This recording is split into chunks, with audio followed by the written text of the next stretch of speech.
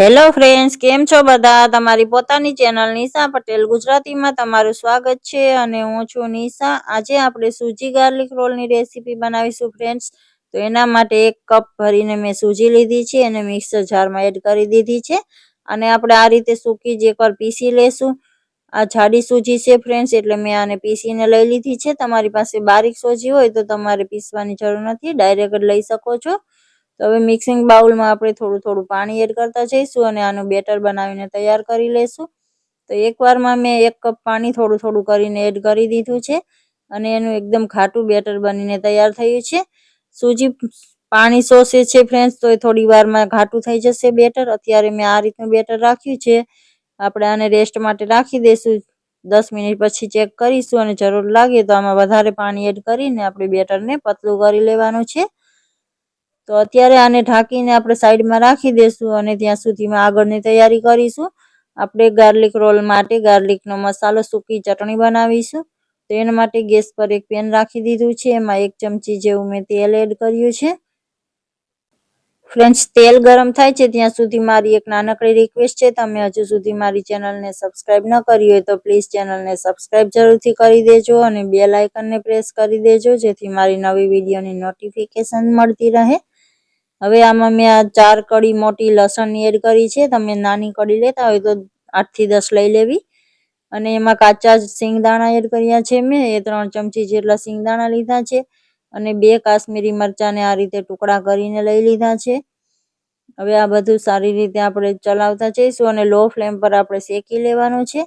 તો એનો હલકો એવો કલર ચેન્જ થાય આ રીતનો, ત્યાં સુધી આપણે શેકી લીધું છે બધી વસ્તુને. અને હવે આમાં નાળિયેરનું છીણ એટલે કે ડેસિકેટેડ કોકોનટ એડ કર્યું છે. તો એ પણ મેં 3 ચમચી જેટલું લીધું છે ફ્રેન્ડ્સ. નાળિયેરને શેકાતા વાર નથી લાગતી, એટલે એને આપણે પાછળથી એડ કરીશું અને આ રીતે મિક્સ કરીને પછી ગેસની ફ્લેમ બંધ કરી દેશું. પેન ગરમ છે, એમાં જ નાળિયેરનું છીણ શેકાઈ જશે. છીણ એડ કર્યા પછી આપણે વધારે વાર શેકવાની જરૂર નથી. તો આ રીતે મિશ્રણ આપણું તૈયાર થઈ ગયું છે. હવે એ ઠંડુ થાય છે ત્યાં સુધીમાં આપણે બેટરને ચેક કરી લેશું. બેટરને રાખીને 10 મિનિટ જેવો સમય થઈ ગયો છે. બેટર ઘાટું છે હજી, તો જો આમાં થોડું પાણી એડ કરીશું. તો 1 કપ સૂજી સામે મેં 1.5 થી પોણા 2 કપ જેવું પાણી એડ કર્યું છે ફ્રેન્ડ્સ.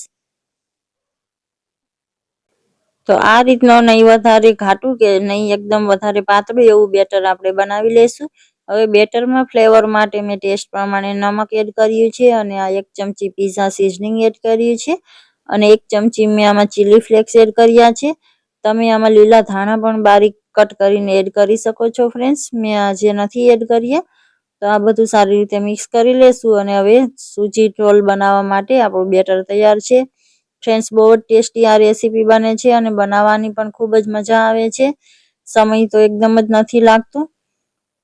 તો હવે આપણે આ એક સ્ટીમરની પ્લેટ લઈ લીધી છે. એને પણ થોડી જેવી તેલથી ગ્રીસ કરી લેશું. થોડું તેલ એડ કરીને આપણે સરસથી આ રીતે ફેલાવી દેશું.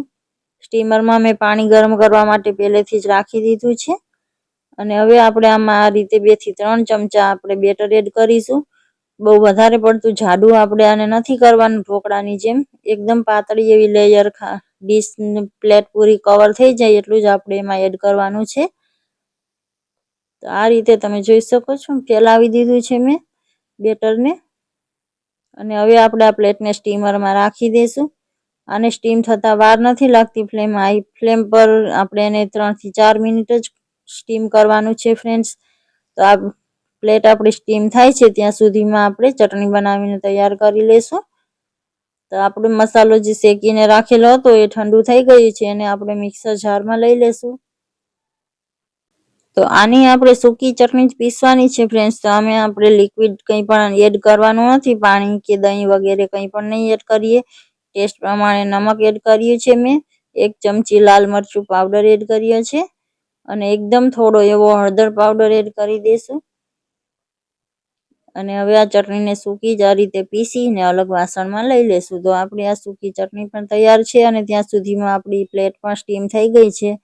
તો આને આપણે થોડી ઠંડી થાય એટલે ડીમોલ્ડ કરી લેશું. તો આ રીતે વારાફરતી આપણે 2 થી 3 થાળીમાં આપણે સ્ટીમરમાં વારાફરતી મૂકતા જઈશું અને જે રીતે આ ઠંડી થતી જાય એમ ડીમોલ્ડ કરીને આપણે રોલને તૈયાર કરતા જઈશું. આ તમે જોઈ શકો છો આસાનીથી નીકળી જાય છે, ડીમોલ્ડ થઈ જાય છે। તો આ રીતે આખી શીટને આપણે બહાર લઈ લેશું અને આ ચોપિંગ બોર્ડ ઉપર આપણે શીટને રાખી દીધી છે। ઉલટી સાઈડ આપણે શીટને આ રીતે રાખશું ફ્રેન્ડ્સ, જેથી કરીને ઉપર ચટણી સારી રીતે સ્ટીક થઈ જાય અને રોલ વાળીએ ત્યારે ઉપરનો ભાગ શાઇની સરસ એવો દેખાય। તો આ રીતે પીઝા કટર કે ચાકુના હેલ્પથી આપણે કટ લગાવી દઈશું। તો આ રીતે કટ લગાવી દીધા છે। હવે આપણે જે ચટણી બનાવીને તૈયાર કરી હતી એ લઈ લેશું અને આમાં આપણે એડ કરી દઈશું। ચટણીને આખી શીટ ઉપર સરસથી ફેલાવી દઈશું। હળવે હાથે આપણે એને પ્રેસ કરીને સરસથી સેટ કરી દઈશું, જેથી કરીને રોલ વાળતી સમયે નીકળી ન જાય ચટણી। હવે આ રીતે કિનારીથી એક છેડેથી ઉપાડતા જઈશું અને આ રીતે ટાઈટલી આપણે રોલ વાળતા જઈશું। આ તમે જોઈ શકો છો મસ્ત એવા રોલ બનીને તૈયાર થાય છે। સેમ આ જ રીતે બધા જ રોલ બનાવીને તૈયાર કરી લેશું। તો એકદમ સોફ્ટ અને મસાલેદાર એવા સૂજી ગાર્લિક રોલ બનીને તૈયાર થઈ જાય ફ્રેન્ડ્સ। એક રોલ હું તમને કટ કરીને બતાવું, એકદમ સોફ્ટ એવા રોલ બન્યા છે।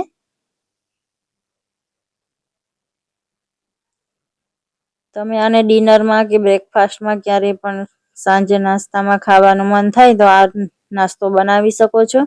ફ્રેન્ડ્સ, તમને મારી આ રેસીપી કેવી લાગી? સારી લાગી હોય તો લાઈક કરી દેજો, તમારા ફેમિલી અને ફ્રેન્ડ્સ સાથે શેર જરૂરથી કરજો અને કમેન્ટ કરીને જરૂરથી જણાવજો। મળીએ છીએ આવી જ નવી રેસીપી સાથે। Thank you for watching.